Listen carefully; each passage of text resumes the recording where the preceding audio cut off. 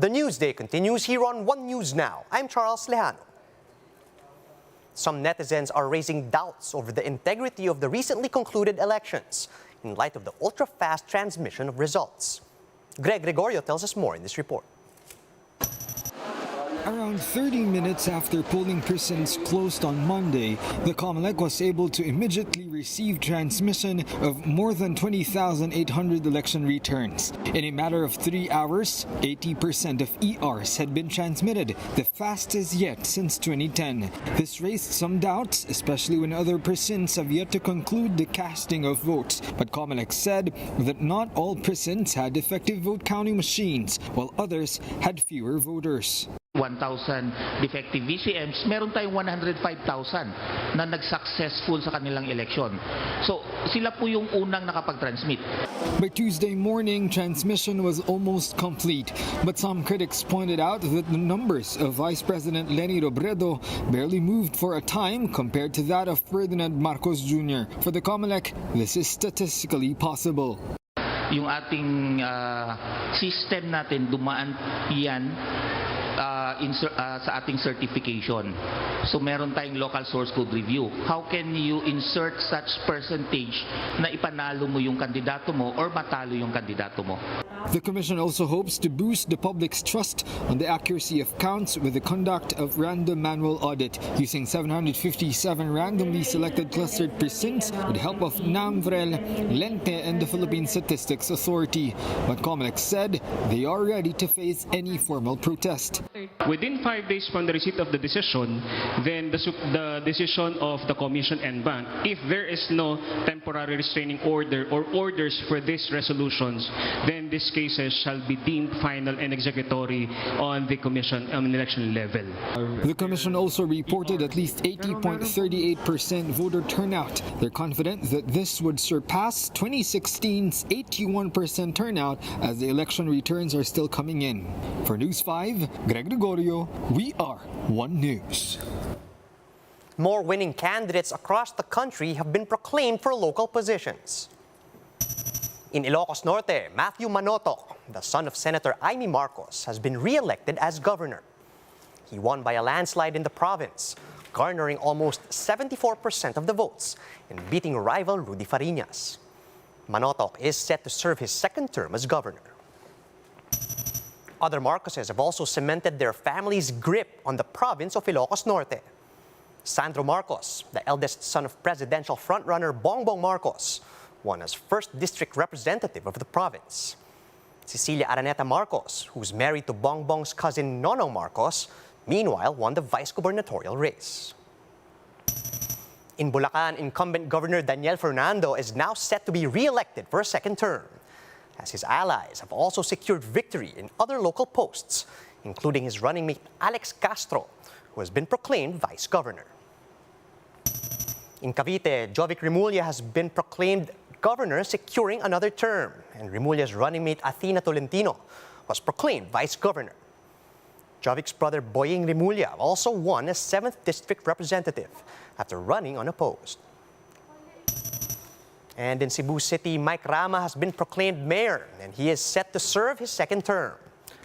Rama bagged almost 41% of the votes in the city, winning in a close fight over Margot Osmeña, wife of former Cebu City Mayor Tomas Osmeña, who got around 35% of the votes. A UP professor says it's still tough to say whether there are any anomalies or discrepancies in the election data received by COMELEC's transparency servers. Recall that netizens raised doubts over the integrity of the COMELEC reported numbers after noting an almost perfect trend in the difference between Robredo and Marcos's votes over several hours of data reporting. But UP Associate Professor Julian Caiton says this is a natural result of dealing with a large number of data. Still, Caiton says the allegations of fraud should still be looked into, just in a different way. There are ways where John when you look Remulla, at come on, the guy. individual level precinct data, there might be something that is different from the norm. However, it is still not a definite point of anomaly because that is going to require human investigation. So with the numbers, you can see the patterns and the trends, pero to say that something is anomalous, it really requires more evidence. COMELEC is now investigating the supposed ballot tearing incident that happened during the May 9 polls. In an interview with Radyo 5, COMELEC Commissioner George Garcia admitted that he has seen the video circulating online, showing policemen tearing ballots in Mindanao. Garcia said that they're now coordinating with the NBI to look into the matter. Meron na po kami 5 pinapaimbestigahan. In fact po, pinasabpina ng NBI yung po mga taong involved doon sa 5 video na sa aming palagay ay sumisira sa kredibilidad at integridad ng eleksyon. Pang-anim na po ito sa ire-refer namin ngayon sa NBI upang masabpina at maimbestigahan yung mga allegedly na mga pulis na yan.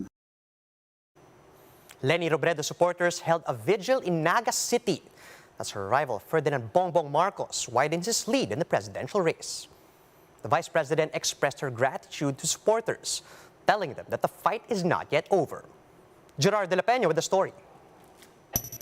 It was almost Tuesday midnight when some kakampings lulled the streets of Plaza 15 Martires in Naga, singing songs and prayers dedicated to the candidacy of Vice President Leni Robredo. Overwhelmed with emotions, they cannot hide their frustrations as the gap between Robredo and leading candidate Ferdinand Marcos Jr. continues to widen.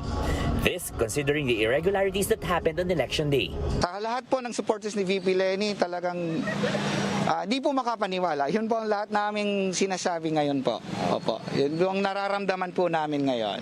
At around 2 in the morning, the Vice President called some members of the media to her home to deliver her statement, expressing gratitude to her supporters.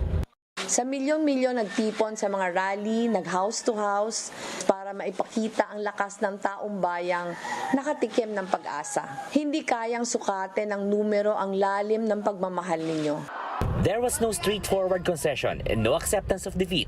Bagaman may hindi pa nabibilang, bagaman may mga tanong paukol sa eleksyon na ito na kailangan matugunan, palinaw na ng palinaw ang tinig ng taong bayan. Sa ngalan ng Pilipinas na alam kong mahal na mahal rin ninyo, kailangan nating pakinggan ang tinig na ito. Robredo adds that the fight has just begun and encouraged her supporters to continue joining her despite the results. But despite these, in a different statement, Robredo also acknowledged the alleged anomalies that have surfaced on social media, and her camp is now coordinating with experts in a bid to shed some light on the irregularities. Meanwhile, her running mate Senator Kiko Pangilinan said his sentiments are still aligned with Robredo up until this day. For News 5, Gerard De La Peña, we are One News. While her supporters' efforts may not have been enough to secure her seat in Malacanang, Vice President Leni Robredo's volunteer-driven campaign is surely one for the books. Mobile journalist Jacob Lazaro gives us a recap of the so-called People's Campaign.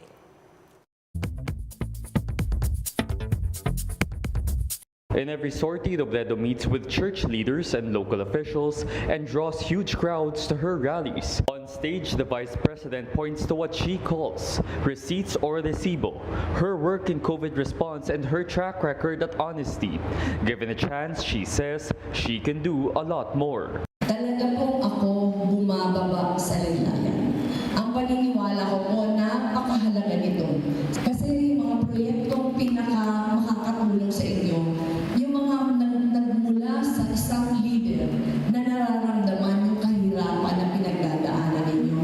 Robredo has also broken grounds outside her strongholds, like pulling huge crowds in Manila and Pampanga, where she lost in 2016. Especially in Mindanao, Ilocos, Cagayan, and the Cordilleras. Robredo and her running mate, Senator Kiko Pangilinan, called their strategy the People's Campaign, that experts say is unprecedented in terms of volunteerism. Robredo has also received the most endorsements from celebrities, universities, and civic organizations. Sa gabi nito, opisyal kong ini-endorso ang susunod na Pangulo ng Republika ng Pilipinas, Leni Robredo!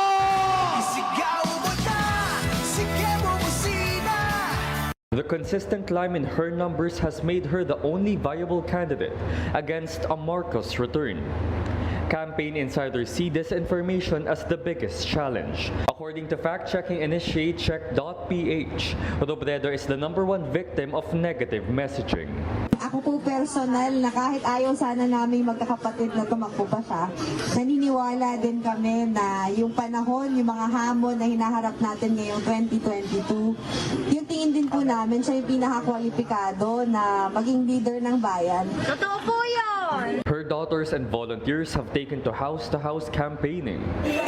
May magandang programa po si Madam Lenny para po sa mga seniors. Papakinabangan po natin. Sabi ko rin seniors, magkalaban ko rin. Mobile journalist Jacob Lazaro, we are One News. And those are the top stories at this hour. Join us again later at 11 a.m. as we continue to monitor the day's biggest stories. You can also catch One News on Signal Play. Just register for a free account at www.signalplay.com so you can stream One News live anytime and anywhere. I'm Charles Lejano. Mask on, wash hands, and stay safe, Philippines. We're One News.